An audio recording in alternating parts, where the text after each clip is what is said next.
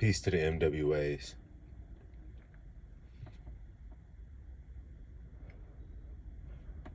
Your existence today is all about how well you possess yourself. It's all about whether you have dominion over self or not.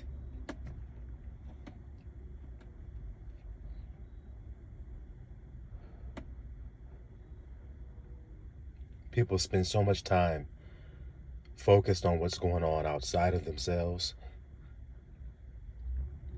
that they never stop to think that maybe all along my duty was to have dominion over me. To not be ruled by me, but to have dominion over me.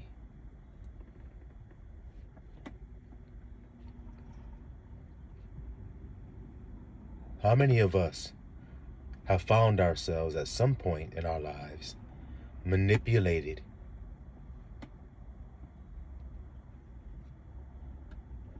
I mean, I know there's some wise guy somewhere. I've never been manipulated. I am impervious to manipulation. I've never fallen short. I have never sinned. Well, if you've been paying attention in class today, the grandson said it ain't about nothing else but whether or not you have dominion over yourself or not.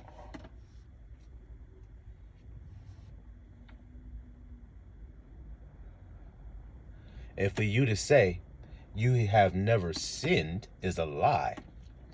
So when I say for you to say you've never sinned, what I'm actually telling you is for you to say you've never not had dominion over yourself. Do y'all hear what the grandson is saying today or not? Y'all should know it if you've been living in this land paying attention to your life. Y'all all have to admit that there have been times in your life where you have been enticed to act out of character, to act out of who you know you are, to act in a way that is displeasing even to thine self. You know that what I'm saying is true, isn't it? But see, human beings, as intelligent as they are, have a hard-ass time accepting the truth.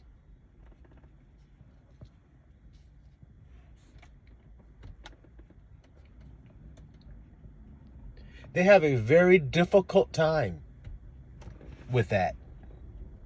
They tend to reject the truth in their life.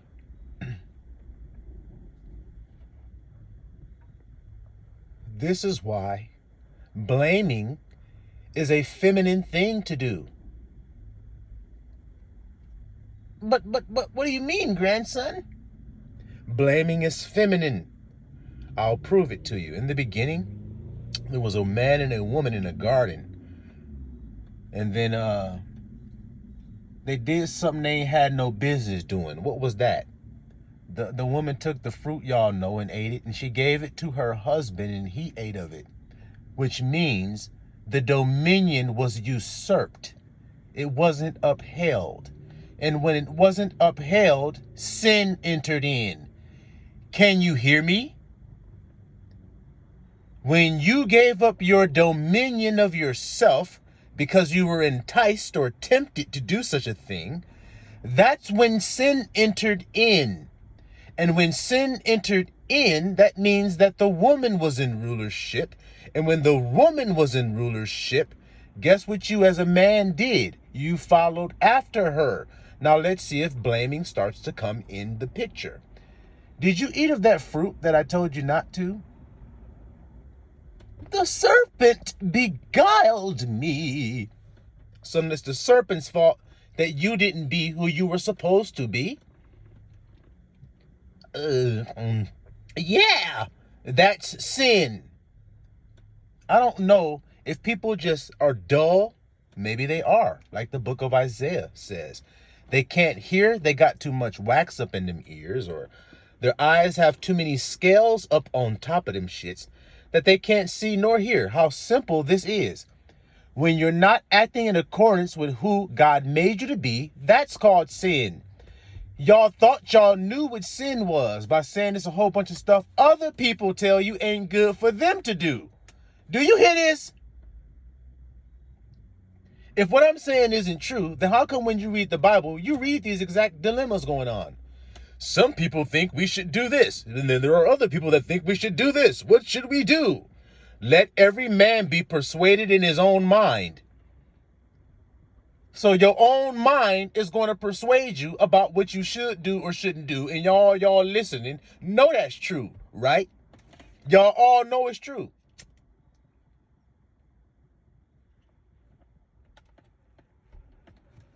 So when you don't allow yourself to be persuaded by your own mind, then you were persuaded by somebody else's, weren't you?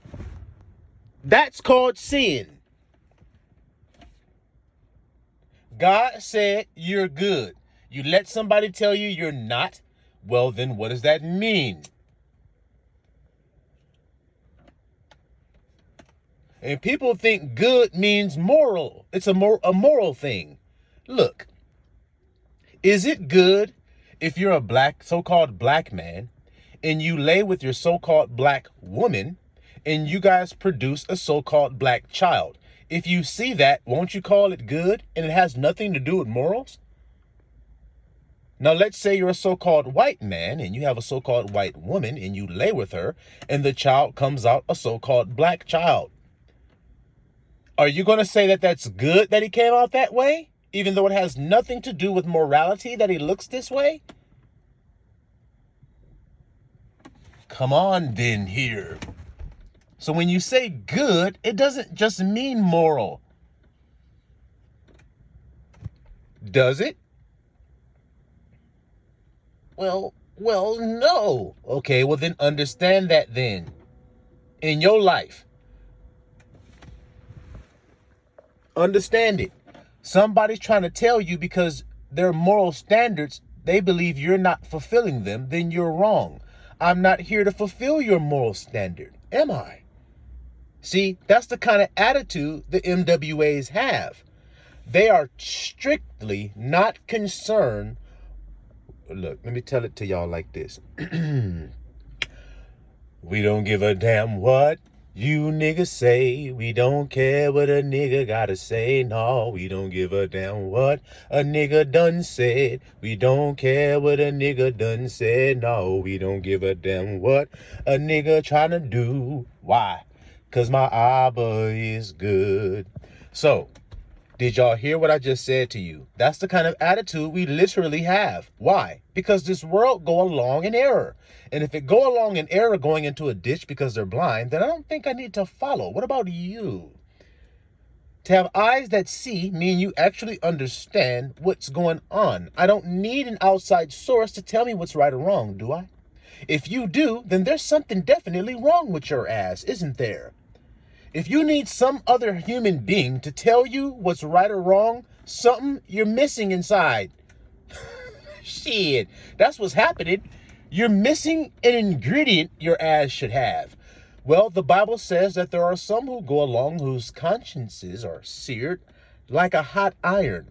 That means they don't have any internal compass. What is a conscience? I'll ask you guys. When you're about to do something, and then something inside of you says, I shouldn't do that because it's immoral or it's wrong to do that, that's called your conscience. Now, you notice your conscience said it isn't right to do that. It wasn't some nigga outside of you, was it? So then that proved that if you have a conscience and it isn't seared like a hot iron, then you don't need nobody telling you what to do. You don't need nobody telling you what's good. You don't need nobody telling you what's evil. You don't need no knowledge of good and evil from no outside source. Do y'all understand the first sin? The fact that you think you need something from outside of yourself that's going to make you have knowledge, that's going to actually upgrade you. There is nothing from outside of you that can defile you, first of all, nor can it upgrade you. So there's no need in you giving any credence to anything outside of you, for everything that matters according to the master is where. Now, when you find out what he says and about where it's at, then how in the hell can any of you fight, debate, struggle with, or strife with a nigga like me that's telling you this truth? You can't. Now, since I know you can't, I'm not going to act like you can. Nigga, you can't. You can try to give the illusion that you can try to fight against it, but you cannot, so I'll never actually react to your illusion. Do y'all hear what the grandson is saying here today, or what? It's like you guys don't pay attention to nothing in life if you don't understand what the grandson is saying. Let's take something as simple as a nigga with a football. He's a running back. He's running up the football field, and the linebacker is trying to tackle him. So when he rushes toward the running back to tackle him, the running back just lets the linebacker tackle him? Is that what happens? Or does he start to do some shooky, jukey shit? What do you say?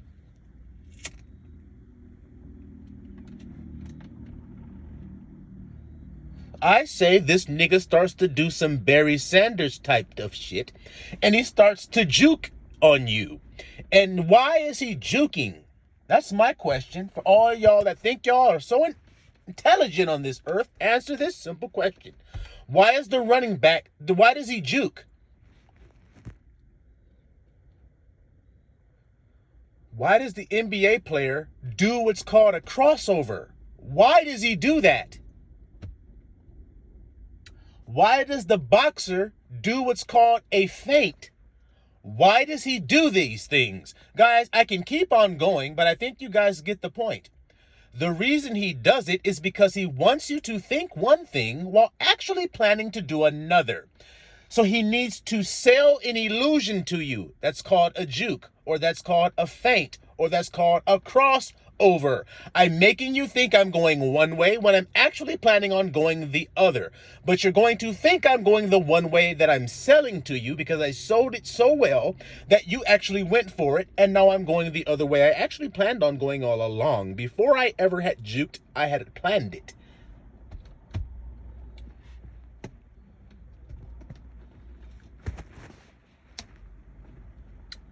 So then if you're like God, who does not judge outward appearance, then you don't judge a juke. You stand still while that nigga jukes, and after he's done juking, you pop his ass with a hit stick on that shit, making that nigga fumble, because he didn't plan on you standing still. He thought you were gonna bite at the thing that he sold you when he juked. When he feinted, he thought you were gonna try to parry that jab so he can come across with a right hook. But you didn't actually move when he feinted. You didn't parry when he thought you would. So when he came with the right hook, you were prepared for that because you stood still and waited to see what he would actually do, not what he wanted you to think that he'd do. Do y'all see the wisdom in this, or are y'all just going to sit there and go, okay, this is a waste of time. I don't even see the value of even listening to anything of this nature. How does this benefit me to know this? I just told you it's used everywhere. It's used everywhere. If you want success, you have to fool the person. I don't know if this is falling where it need to fall, but it's manna. And I hope it fall where it need to fall. Because I know some Israelites are burdened by this light bread that I am. What kind of information is this? How is this even valuable to me? I mean, sins are things like smoking weed. That's a sin. A sin is you were looking at that girl's body. That's a sin. A sin is when you said, God damn it. These are sins, grandson. Then how come Yahushua, the one you say you love, how come he said, I shall send you the Spirit of truth, and he shall reprove the world of sin? Answer me that if you can. Reprove means to correct. So then let me see. People of the world thinks that lusting, like you said, looking at the woman and everything, and smoking the weed and saying, God damn it, the world thinks those things are sin. So when the Spirit comes, is it going to agree? Slice! Be ye transformed. Be not conformed, but be ye transformed by the renewing of your mind. When your mind is renewed, then you don't think the same. I don't understand how somebody can understand that. If you're transformed, are you the same? Now he says, don't be conformed to the image of the world. That means the whole wide world has one mind, not many. They have one mind. And if you're transformed, then you're not part of that one mind. So I'll ask you all again, is saying God damn it a sin? If you're part of the group that says it is, then you're proving that you're part of that one mind that I ain't part of.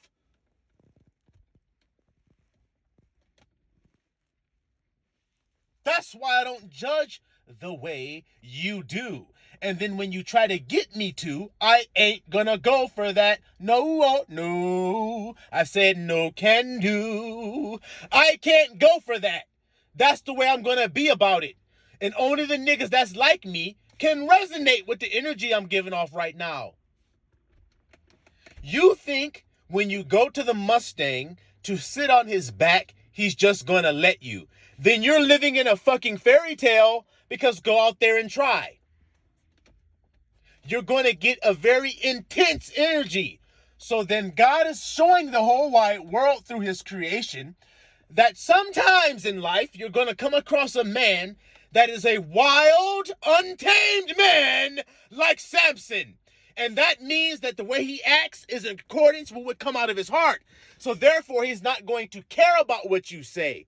That's proving who the Spirit of truth is. And you know why? Because he only will speak what he has heard. Where do you think the fuck he's hearing it? From you? From your pastors? From your so-called prophets of the land that have lied to you all, selling you fairy tales so they can fill their fucking coffers full of filthy lucre and buy a new mansion, buy a new Bentley, buy a new pair of fucking Gucci loafers, buy a new congregation. As far as they're concerned, they'll buy you niggas if they can. They'll buy. Because I guess you guys never knew that that's the mark of the other grandson. We don't understand you. Nope. I'm one of a kind. I guess you guys don't know about the Son of Man. Yes, we do. We've heard that term over and over and over. That's about Jesus Christ. Then I guess you don't know who man is.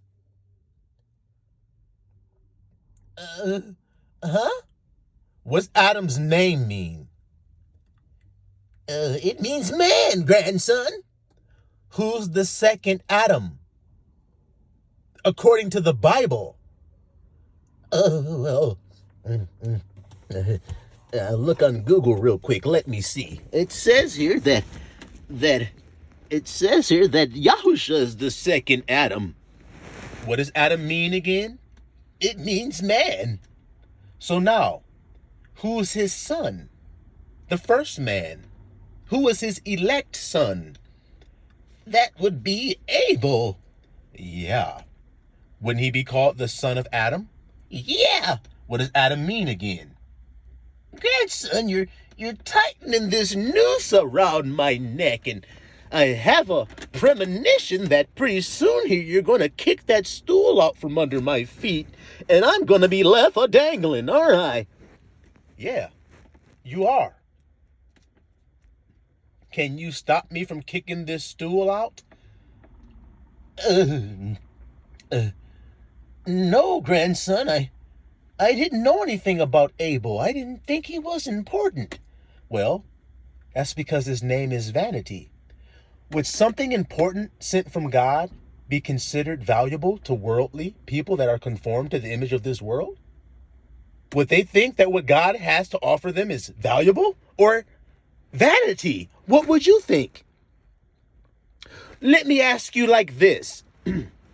Adam has two sons. One's named Cain and one's named Abel. Which one did God pick? So then you automatically know which one you niggas would pick. Now I'm going to ask you, which one would you niggas pick? I would pick Abel. I would pick Abel. I would pick. No, in the shit you wouldn't. I'll tell you who you'll pick. What do you love to do in this world? Besides stack up riches, get more gain for yourself. What is every man in this world trying to do? Get more gain for himself or less gain? What would you guys say? Now, to get and to acquire, do you know whose name that is? Skeedly dee, skeedly dee, skeedly dee, the bitches can't stop me. Skeedly dee, I'm the branch boy B, you niggas can't stop me. Can't stop me. I said skeedly dee, you niggas can't stop me, cause I'm the branch boy B. All my ducks are in a row, and all them little duckies is quacking. So I don't give a damn, like I've stated so many times, what you niggas say. Y'all can't do this. Y'all can't break this down like this, because you ain't me. See what I'm trying to say? And what you can do, can't nobody else do. Why do you think your fingerprint is unique to you? It's called an identity marker. And ain't nobody got your fingerprint but you. So ain't nobody got what's in you but you. Ain't that what it mean? Yeah. Who planted the seed? The husbandman did. So if you don't like the plant that it grew into, do you think he gives a shit?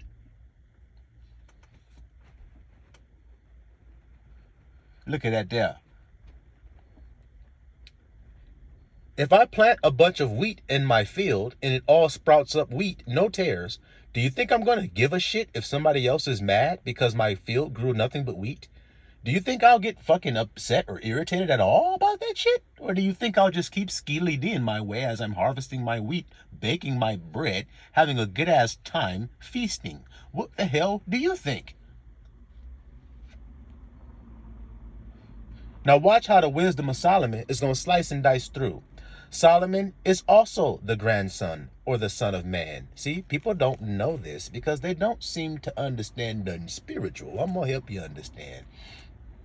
Solomon, he said, cast your bread upon the water, and he who considers the wind and the waves will not receive what he has put upon it. So then what does that mean, little flock? I've already broken this down many times.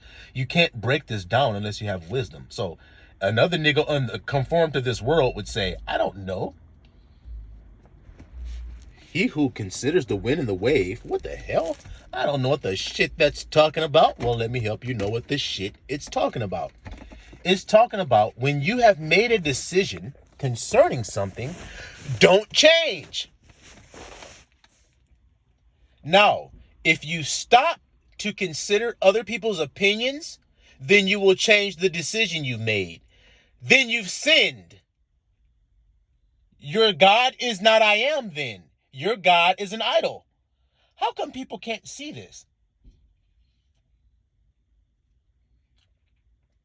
A person will obviously believe they didn't commit adultery, they didn't smoke any weed, they didn't drink a shot, they didn't eat any pork, then they did right before God. But yet, the person asked them, what do you want for lunch? And they said, oh, I want a salad. Now, they wanted ranch on their salad. But the person they went to lunch with says, ooh, I hate when people put ranch on their salad. I like when people eat their salads with a nice vinaigrette. That's the way you eat a fucking salad. These lowlives who eat salad with ranch, that's so ghetto. Isn't it? And then you're standing there going, let me get the vinaigrette on mine. You sinner? That's sin. And you overlooked it because you thought it was such a small, insignificant thing. Yeah, I know you did, but it ain't. That's where you erred at. That's when you stopped serving I am and you turned unto idols. And look how this world is. They've convinced you that it's some deep ass damn thing. When I have proven to you it ain't that deep. It's really simple and subtle. Did you guys forget that sin was subtle? So then why do y'all act like sin is obvious? That's my question. That's a hell of a question. I need somebody to answer that shit. Why do you guys act like sin is obvious? And I can tell you guys think it's obvious by the things you call sin. Things that obviously appear unclean. Everything that obviously appears unclean is not. To him who deem it unclean, it is. So then if another man doesn't think it's unclean, is it? But look how, because you think it's unclean, how you continue to go forth condemning other people. Look at what the grandson's saying to y'all. Hypocrites. You all got beams in your eyes. You are all faking who the hell you are every day, but yet you sit up there and critique another nigga's deeds? Are you fucking serious here? You're not even being who God made you to be. You're so scared of what somebody will think if you exalt your voice. You know how I know this? It's because God has to tell a man to exalt his voice as a trumpet. God got to tell him that. Because if a man tells him to do that, he's going to say, wait a minute, but if I do that, won't people think I'm out of my mind? I mean, won't they think, and won't they think, and won't they think? I said, won't they think? I said, won't they think? I don't give a shit. Didn't I tell you that? Or do I need to sing my song again? What do I got to do here? Listen at this message. Listen at the energy coming out of your brother here today. I'm not playing around, and I don't care what nobody think. Did you notice this? Why? Because I am. That is my God. You guys think God is some pie in the sky guy sitting up there behind a cloud. My God is named I Am. So then where is I Am? Up in a cloud? Y'all gotta be crazy. Where is I Am? Where are you, nigga? You floating up behind a cloud. Up in the heavens somewhere. That's where you at. Up above the firmament. Is that where you at? But grandson, you're blaspheming. Did Yahusha? Did they say Yahusha did? Now answer both of them questions. Did Yahusha blaspheme? You're going to obviously, because you say you love Yahusha, say, of course he didn't blaspheme. Was he accused of it? Yeah, he was. Are you accusing me of it? Yeah, but that's because you are. Am I saying anything different than what Yahusha said? Yeah, grandson. I mean, you're saying God's in me. What did Yahusha say? Ye are gods, or did he say something else?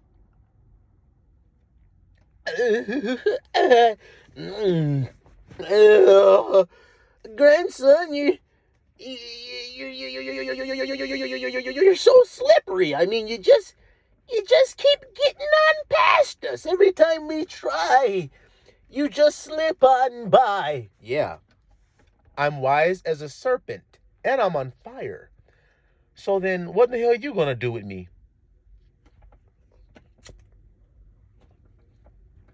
But grandson, good people, they don't embrace the serpent as anything positive. No, nigga, you who thinks you're good but are not are the type of people who don't embrace that as positive or helpful. Hypocrites are the ones who don't embrace that as positive. You know what I'm about to tell you next? No, but I'm going to do it anyway, and it's going to slice your head off regardless. Here it comes. Are you prepared for it? I'll give you a second to prepare yourself as best as you can.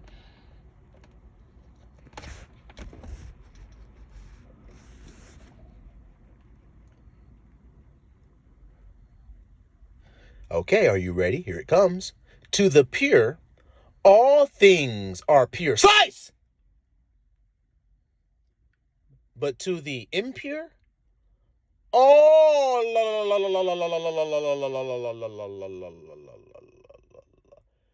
is impure. So you think everything is gross, nigga. But I'm pure, so therefore, everything is pure to me. What does that mean? That means when I look upon a thing, I see the value of it. You don't. You see the vanity of it, because everything done under that conformed image is vanity and vexation of who I am, which is spirit. All you do is vex me with your stupidity, thinking you're doing something when you're not, thinking you're keeping God's ways when you're not, thinking you're being good when you're not. Whole white world is doing this shit. I went to church. What do you mean?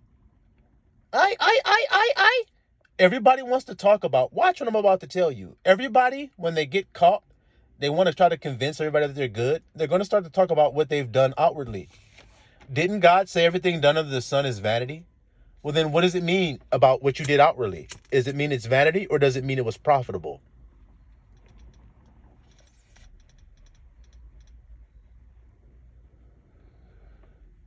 You know good and damn hell what it mean. It mean it was vanity. So then why are you wasting your time telling men? Because men, they get all hyped up and their pussies get all wet about vanity. They get turned on by the shit. I don't. I told you, it vexes me. Vex and turned on ain't the same damn thing, is it? Is it? All right then. Two girls coming in there to entice you. One of them is sexy. She dancing all sexy and seductive and everything, looking all in your eyes, all lovely and every damn thing, looking all supple, smelling good. You're like, damn, I'll pay attention to what's going on here. The other girl come in. She can't dance worth a damn. She's mean. She's argumentative. She's not even trying to do any seductive tactics at all. You're vexed by her. So do y'all get that clear image in your head of what that would look like? That's me. I'm the one that when I see a nigga start talking about what he done did, I'm turned off. Why? Because God is.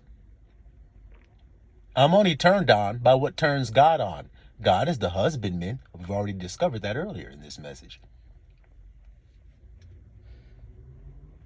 He's the one that said, I've been a husband to you. So what turns on a husband? I know what does. And it ain't a whole bunch of talking. It's a whole bunch of doing that matters. Now, what did he say? In all of his wisdom, Solomon I'm describing, what did he say is the thing you can do that's not vanity? You guys know what he said. Fear I am and keep his commands. See, people don't understand what that means. They go right to the letter of the law. When it says keep his commandments, they go right to the letter of the law. Is it profitable to do that? I like to slice everybody down. That's talking dumb shit.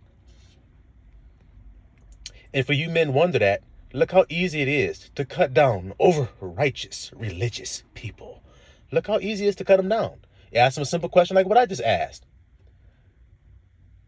Soon as they read, keep the commandments, do they start giving you the letter of the law? If they do, is that right to do that according to the Bible? Or should they give you the spirit of the law? What should they do? And then watch how I'm about to slice them down even further. If they start to give you the letter of the law and they try to convince you that that's the way that you should read it, give them this example.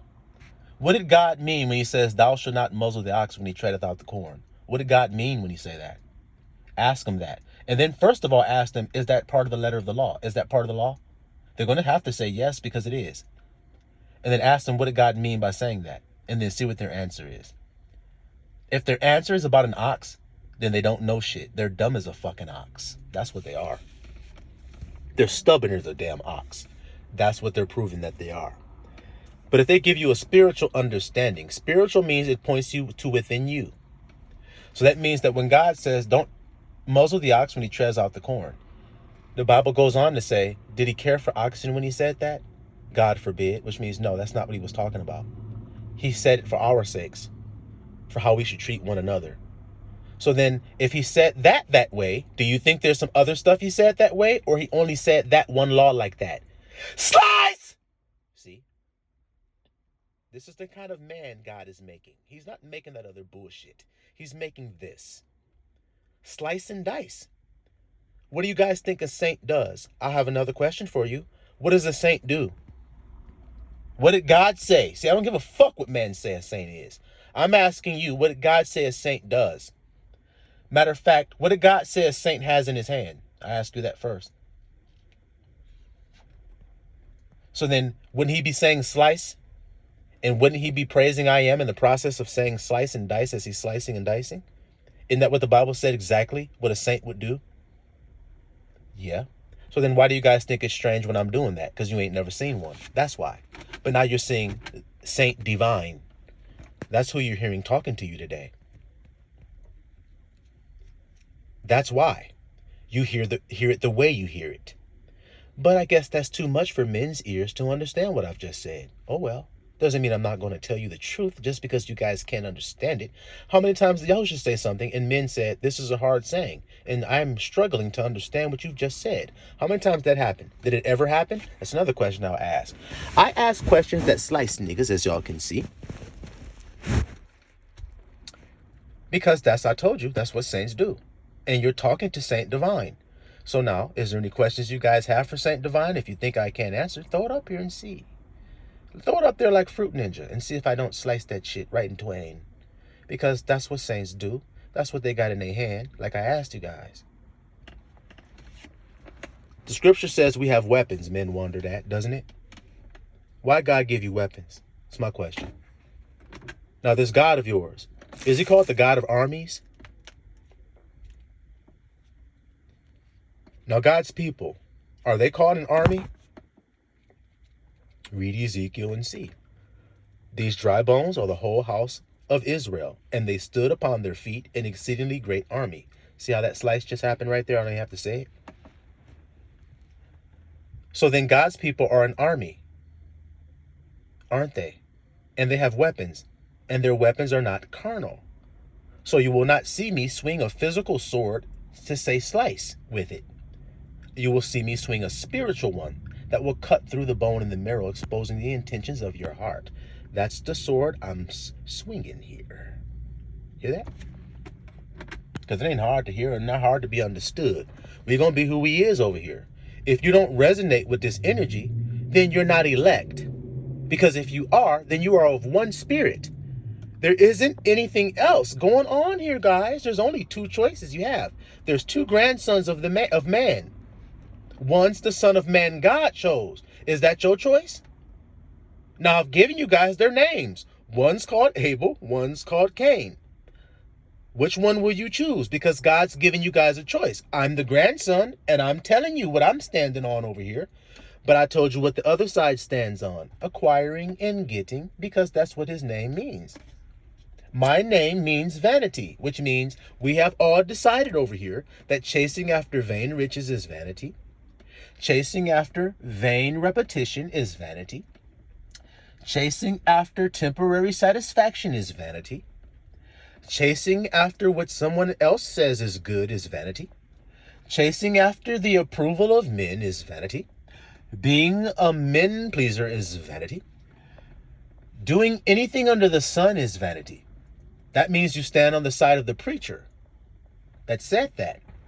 And I told you who it is that says it. It's the Son of Man saying that to you. That's his message to give to you. Take no thought of your life anymore, because the kingdom of God is here now. That's the proof that it's here. Is this anything different than what you read in the Bible? Repent, for the kingdom is here. Repent means stop doubting. God's power is in I am. It's not outside of you. So as soon as you start thinking that it is, and how you prove it is by accepting someone else's opinion of anything. I told you what it was when I said about the salad. You think that isn't sin to do that. Yes, it is. If you didn't go with what you wanted. If you didn't go with what was true to you, then you sinned. I don't give a fuck if it's a salad. You might. But that's betraying yourself. So it may look small to you, but it ain't to me. I don't think it's a small thing to betray yourself. What about you? Because you sure as fuck trip out if someone was to betray you other than you. You'll let somebody else betray you and get mad as fuck when they do, but you'll let yourself betray you and you'll overlook it as if it was good. Not heeding to the word of God that says, give your life up and then you find it. Do y'all even understand what that means? To give your life up? Do you know what that shit mean? All y'all think that means just to run in front of a truck or some shit? Or if somebody pull a gun gonna shoot your honey, you jumped in front of the bullet. Oh, I showed the greatest love. As you're dying there on the pavement bleeding. Oh, I showed that if sacrifice is pleasing to God, if a man lay his life down. That's what you think he meant? Gosh, golly, man. My words are spirit and they are life. Why do y'all think it's death?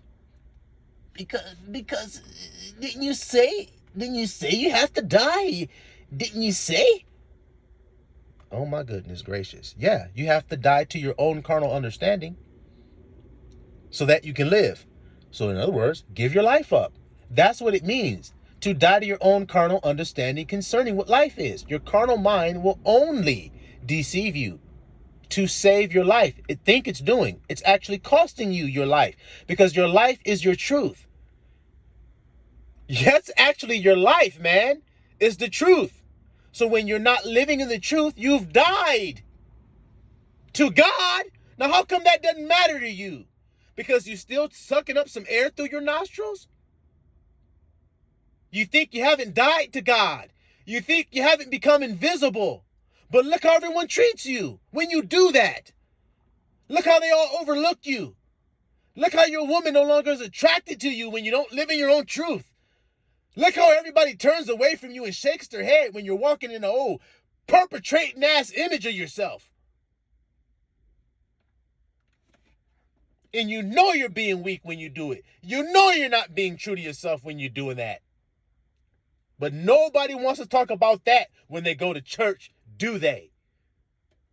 All they want to talk about, oh, sister so-and-so, she was smoking cigarettes for 25 years, and Brother Leroy here, he placed his hands upon Sister Cheryl's head, and he prayed the prayer of deliverance, and she no longer smoked cigarettes. Yeah! But she still sins every day. She still takes God's name in vain every day. She's still a hypocrite. She's still a damn liar. So then what in the fuck progress was it to stop smoking a damn cigarette? Y'all are trying to save corruption so bad that prove you don't know it's corrupt. He didn't say save the corruption. He said take it off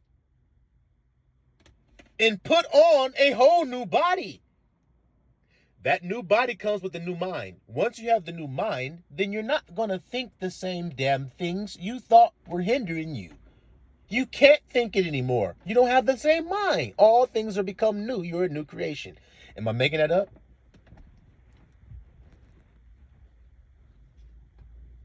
Look how strange it must be, though, for a butterfly to sit up on a flower drinking the nectar with his proboscis and every damn thing. He's drinking the nectar. He looks over at the caterpillar and he's like, hey man, do you not know what you're capable of? Man, I ain't shit but this. This is all I'll ever be. No, it's not. You're so much more. That's the body of corruption that you have on. You notice how your thoughts are corrupt as well? Because that body you're in has a mind associated with it. But once you've taken that off and put on the incorruptible, then you have an incorruptible mind. That mind cannot be corrupted with wrong thoughts. You have the mind of right thought. And I guess y'all don't think that's what it's about. Then what do you think you need in the world that's going to be falling down into great degradation?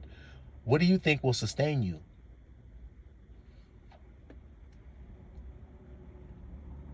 A prisoner who's locked away for 30 years in solitary confinement, what will keep him?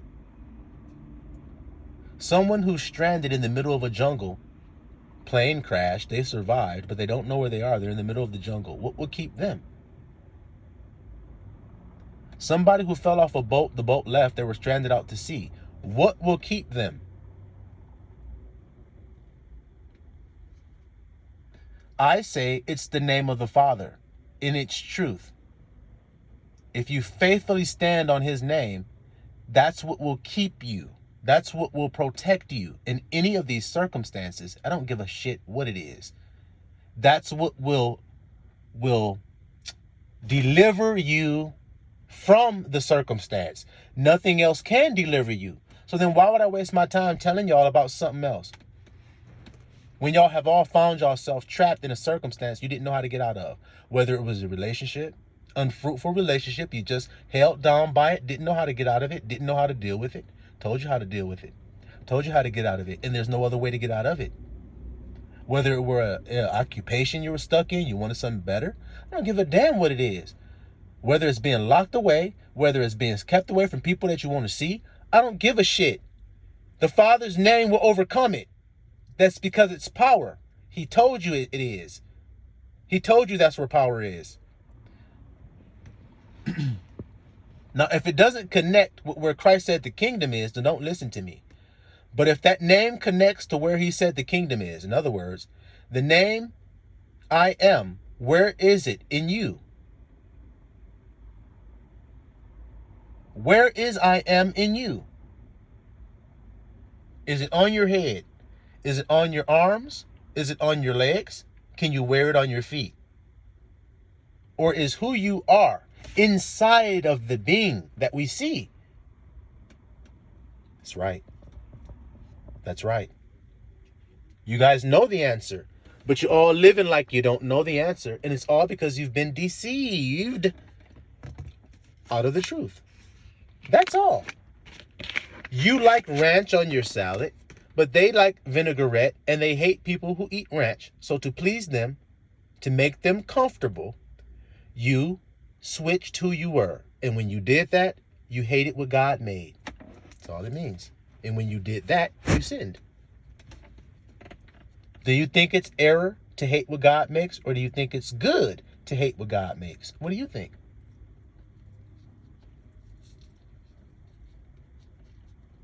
Have you ever hated yourself? You all have to say yes. I don't care what you're trying to tell me right now other than yes. It better be yes what you say. I'm gonna whack-a-mole your dumb ass and put you back in your place of humility. Don't come here with no pride. You think you can come to the house of power with pride? Or you think you're gonna get whack-a-mole if you do? All right then. So don't be surprised by the way I talk. Because you know the way I'm talking is true. Nah, if the way I'm talking ain't unique to me, then I'm in error, aren't I?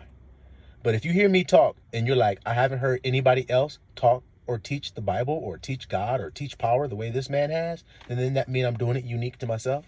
Isn't that what it means? And doesn't that mean that now I'm good? Now I'm whole? Now I'm perfect? Now I'm calm? But you hear men all the time. No man is perfect. That's a fucking lie, bitch. Why you gotta call me a bitch? Because a bitch in this world means a person who's a coward. And a person who doesn't believe they can be perfect is a fucking coward and doesn't believe God. That's what I feel about it. Now I need you to prove me I'm wrong. But you can't. I've said it before. They will look at me and say, why would God choose a man like you? You seem to be so filthy. Well, maybe you need to watch my video called The Seraphim. And then maybe you'll understand something. Stop being such a deluded, dumb, deceived, lame individual with no power. And that's all you're going to see if you read the scriptures. You're going to see a people that deny the power of who they are. And because they do that, they get rejected. And you think it's something else they're doing. No. It's they're not being who God told them they are. If you read the book of Deuteronomy, you'll see that.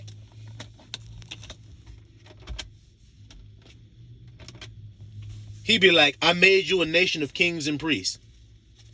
I don't believe that stuff. Well, that ain't my fault. That's your choice. What do you want to think you are? Since you don't want to think you're a king, then what do you want to think you are? I want to think I'm regular like the rest of these people on the earth. Go right on ahead. And you're gonna get the fruit of that. You're gonna die like men, even though I said you were gods. Isn't that what the Bible says? See? Why? Because you'd rather act like a man. But that's not what God said you are. I don't get it. How come people can't hear that? God said? Who said you are gods? Some man said that? That's my question. Okay, if you don't think God said it, go to Psalm 82 and read. Okay, what does it say there in Psalm 82? All right then. Now, my question is, the one you say you love, the Messiah, did he quote that? Because people said he was blaspheming, making himself equal with God? Is that not what they said about him? Were they not attempting to stone him because he said, they said, you make yourself equal with God, even though you're a man. So then, do you guys hear what the connections the grandson just made for you with those Legos? God said you're gods, but they said we're men. Now look what happened when Yahushua came. Yahushua said, God said you're gods, but they said to him, you're making yourself equal with God, even though you're just a man. So then, do they believe what God said? Nope. Nope. So then, what do you think the scriptures mean when it says Yahushua taught them as one who has authority? What do you guys think that means? And not as the scribes, but one who had authority. What do you think it means when it says one who has authority? Versus those religious leaders who were teaching the word, but were not teaching as one who had authority. Authority over who? Authority over what? Over I am. Christ was not validated outside of himself. He self-validated. He stood in who he was.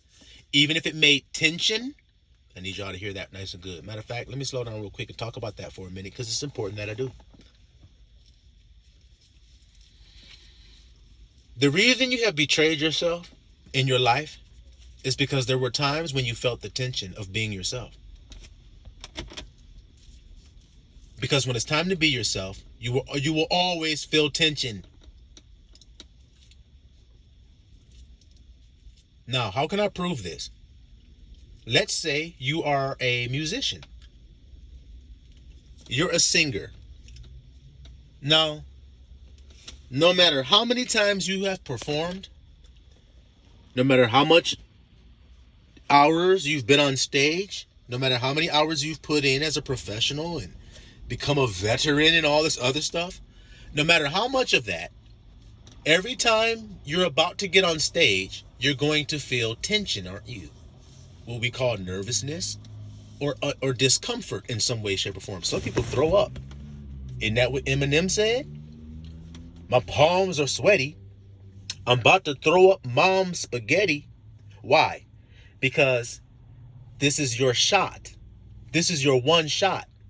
Do not miss your chance to blow, because opportunity comes once in a lifetime. So when your opportunity comes, you're going to feel sick. Your palms are going to get sweaty. This is what Eminem said. And I keep proving it through everything else in life, that when you're being who you are and you're being in your greatness, that's what you're going to feel right when it's time to do it. So Floyd Mayweather, he fought in many, many championship bouts. But when he did a ring walk and he walked to the ring and they were doing the announcements and everything, do you think he felt tension? Yes, everyone does.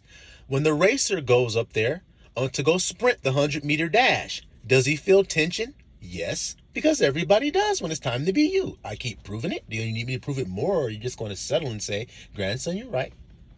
I see the point you're making. So that means it goes that way for me too. Now, when you feel that feeling, what do most people do? This is the part why Abba told me to stop and let y'all mull this over in y'all minds. Why do you stop when you feel that feeling? In other words, why don't you go forward? Why do you turn away? Why do you recoil at that feeling? That's my question. Why?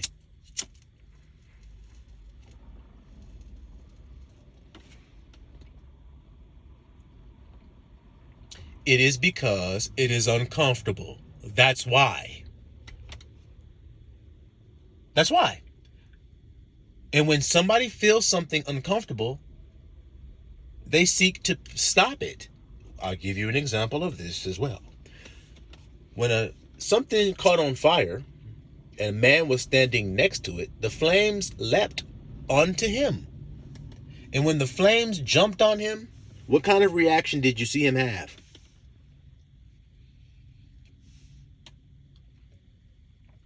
Did he just stand there as if nothing had happened? Or did he start to frantically flail about, attempting to put these flames out that are on his body? Why is he attempting to put the flames out? Why do you think? Because it feels good? Or because it does not feel good? Matter of fact, it's uncomfortable. So you see that man trying to put those flames out? He couldn't possibly be a seraphim, could he? Holy, holy, holy. Could he be? No. But what are we as MWAs called to be? Able to walk in the midst of the flame. Men wandered at for that such activity. Do y'all hear what I'm saying to you? Walking comfortably through uncomfortable tension. That's the only way you can be you. That's what the imagery is there to show you. I told you I gave you the spirit of it, not the letter. If I gave you the letter, this is what you'd see. I'm going to give you an example so you all can follow me. When I talk about being put in the furnace, you would think about Shadrach, Meshach, and Abednego. Abraham was also put in a fiery furnace. A lot of people don't know that. But you're going to think about some men physically being put into a furnace that's actually on flames, and they go in there and the flames don't touch them. But the spirit of those words is when you go through a circumstance that calls for you to be yourself, you're going to feel as though you're in flames. You're going to feel like you're burning up. But if you can exist in that feeling as though you are unaffected by it, then you will be unaffected by it. And you will come out on the other side and people will wander over you as to how you did that.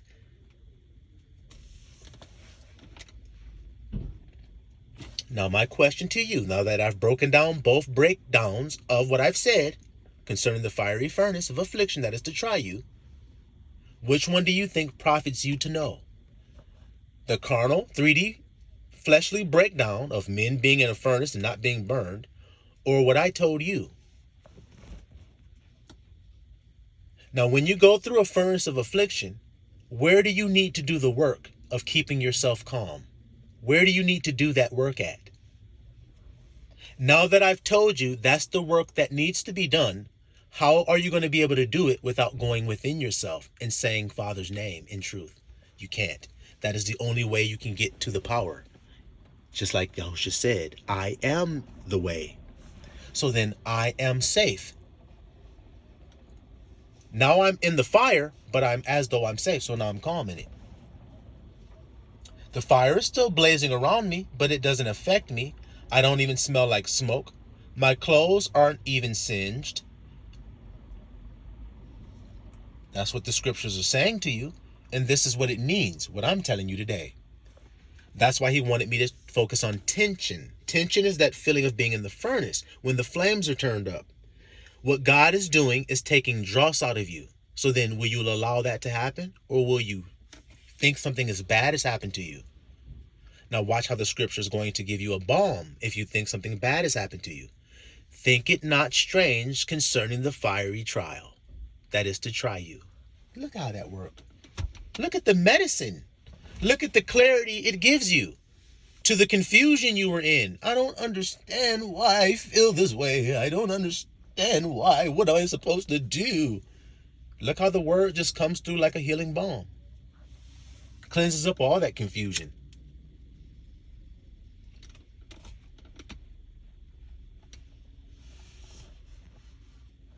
So what the grandson is saying tonight isn't hard to be understood. For those who have ears to hear it, it's only hard to be understood for those who don't, little flock, and MWAs that are listening to this message and receiving it. It's only meant for you to know these mysteries because they are indeed mysteries. Now, a mystery is hidden by the Most High. And if he's hidden it, then you must be a king in order to search it out according to his words.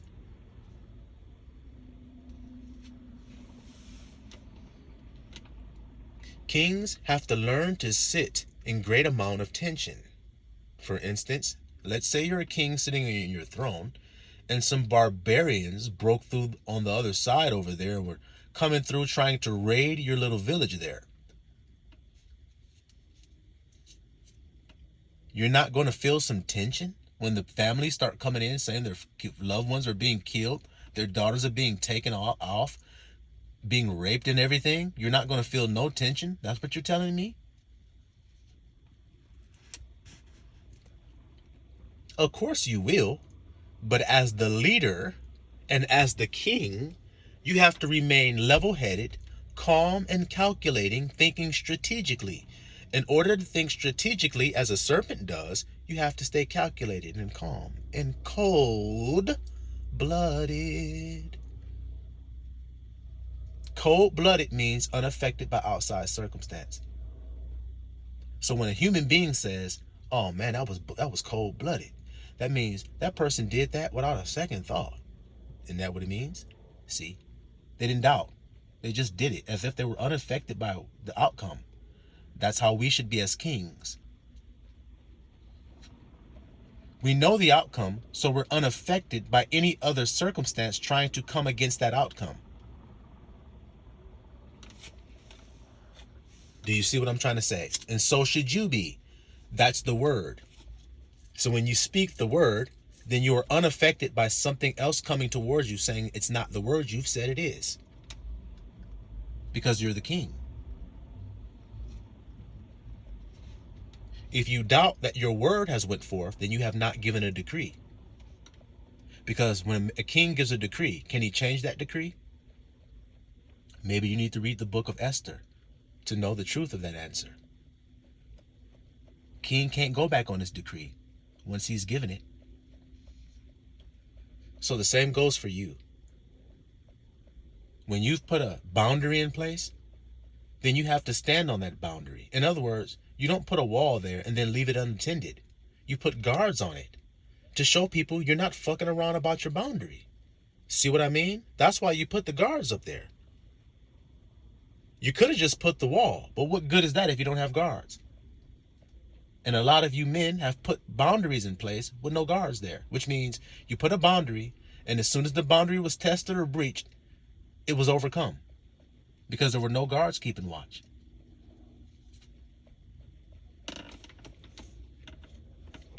I don't let people disrespect me. And then as soon as somebody disrespects you, you allow it. And allow it doesn't mean you stop them in the midst of their disrespect. It means you try to convince them not to. You try to talk to them and reason with them as to why they should not be disrespecting you. They're not. So then why are you arguing with them? Oh, because you think they are. See?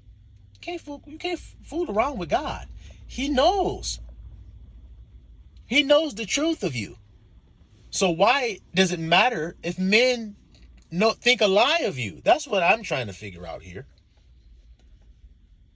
All these people on the earth are going along trying to convince people that there's something they're not, as if even if people believed you, it would matter.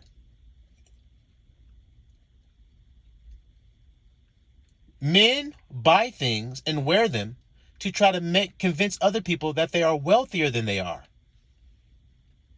People drive cars that they pay a note on as if it's normal to do that. That's not normal, but it has been made normal if you're conformed to the image of this world. But they will do that to give the illusion that they own it when they don't own it. If they owned it, how come it can get repossessed? Possess means to have. How come they can repossess something that you own? It's because you don't own it. But while you're in it, driving around paying that note, it gives you the illusion that you do. And people believe you. Why does that matter to you? It doesn't. So then why are you breaking yourself to maintain that image? It's just stuff that I like, grandson. It's just stuff that I like. How do you know you like it if there's nobody else on earth? If there's no other opinions, would you still like it? Yeah, I would. Are you sure about that? Look inside yourself. You may be surprised to find out where your desires are actually truly coming from. You go to school as a kid The kid are wearing Tommy Hilfiger. So then you think that's what's good to wear.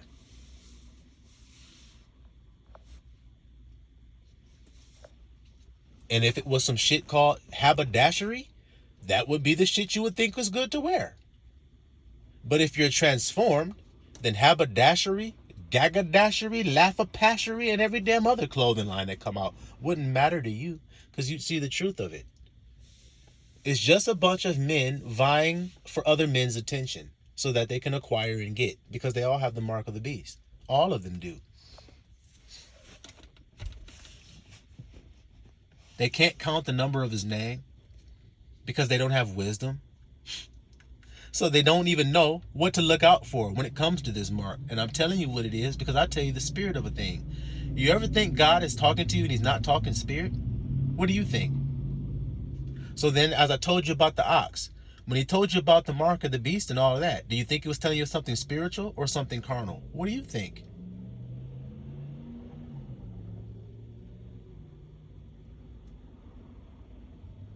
Because if you say he was talking about something carnal, then you have to say he was talking about something carnal with the ox. The Bible says this: if you offend in one part of the law, you have offended in all. So now do you understand what that means? It means if you took one part to mean something carnal, then the whole thing is carnal now. You can't say one part of the law is carnal, one part spiritual. It's either spiritual or it's not. So which one do you say it is? And if you say it's spiritual, then everything that you tell me must correlate to something that goes down in my heart. If it's not correlating to that, if it's pointing me outside of that, then is it true or is it a lie? Now I want you to think about what men have pointed your heart, you to what's going on in your heart, or what are you doing outside of that? Which one have they pointed you to when it comes to the law? All right then. Slice, slice, slice, slice, slice, and they all stacked up nice like salami. Look at these unclean niggas. Being shown for the pork that they are. Because I guess you thought God was talking carnal when he said pork too. See, I can just keep going with this shit. I've done it several times before. I just feel the need to do it again right now because the spirit is moving me to do it. Do you see what I mean about how they hear the thing carnal? Now, don't cast your pearls before swine. I need you to tell me that he's talking something carnal. Because according to you guys, everything he was saying was carnal. Well, no, grandson. He means something spiritual when he says don't cast your pearls to swine. So what does he mean when he says that? He means don't give the things that God give you to people that aren't worthy of it, the people that are unclean who can't receive it. All right then. So then, what is a swine? It's an unclean person that has an unclean mind. So then, when he says don't partake of the swine, what does he mean? Oh, he means don't eat bacon. Look how you're just going to flip that shit and go right back carnal. See? But you got to stay spiritual. So then stay spiritual. When he says don't eat the swine, what do you mean? He means don't receive information from unclean sources. That's what he means. Because eating means receiving information, doesn't it? No, that's not what it means. It means actually eating. Well, then how come Christ said you must eat my flesh and drink my blood? Was he talking carnal then too? I'm going to keep on smashing. You guys know this. You can hear it. You can hear it in what I'm saying, that you can't get around the shit that I'm telling you. Damn, it's all spiritual. It is. The true worshipers, what do? Did he say that they existed already? Or did he say that there was a time when they would be coming? So then the worshipers who were already existing, were they worshiping in spirit and in truth, or were they worshiping in flesh and in lies? There's only one alternative, so what were they doing? Y'all are all saying, and we're worshiping him in flesh and in lies. Now how can we prove that?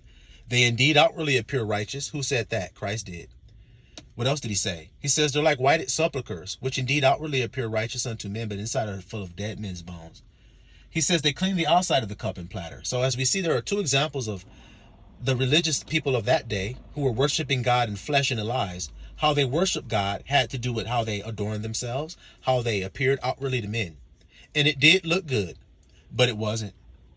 So they don't give a fuck how it looked. You guys might. I don't. Because I don't judge outward appearance. Do you? And if you say you do, then you're not of God. So then go ahead and give your answer. This is what it takes to protect your garden. Being this way that I'm describing to you here today. Having this mind that is in Christ. Has much zeal over the house of God. Now I ask you today, what is the house of God? What is it in your life? Some building you go to on Sunday? You have to admit, according to the Bible, what the house of God is. Now, the house of God, did Christ say he has much zeal over it? All right then. So then he has much zeal over what goes in and out of your house. Now, isn't that what he was paying attention to when he ate that food with his unwashed hands and they thought he was defiling himself? And he said, that doesn't defile a man. So you see how they thought it did? So then what would they have been teaching you? That was sin. But look what Christ did. So you see how he had to cause tension in order to eat with his unwashed hands? He had to be able to bear how they would feel about that. That's the tension I'm describing to you, but he did it, didn't he? Same thing the grandson do when people say, I don't like when you do that, grandson. I don't like when you raise your voice. I don't like when you talk all harsh. I don't like when you cuss. I don't like when you do this. I don't like when you crack jokes on people. I don't like when you do like that. I don't like when you say slice and dice. I don't like when you say connecting like a Lego and click. I don't like when you say you're going to put Cinderella slippers on me. I don't give a fuck what you like. Don't care. See, I don't like when you say that. That's sinful. To you it is, but to me it's pure. It's undiluted faithfulness in my power. What do you think it is? Tell me it's not undiluted.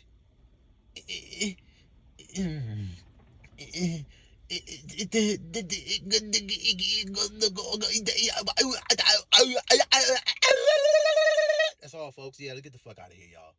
MWAs, y'all be blessed tonight, little flockulators. Hope y'all can receive that message and the realness of it all. Stop being swayed by what's fake and then actually embrace what's real. Because if you real, as y'all say, real recognizes real. Well, in order to recognize real, don't that mean you gotta be? So be real today. Silawam Mesarayala.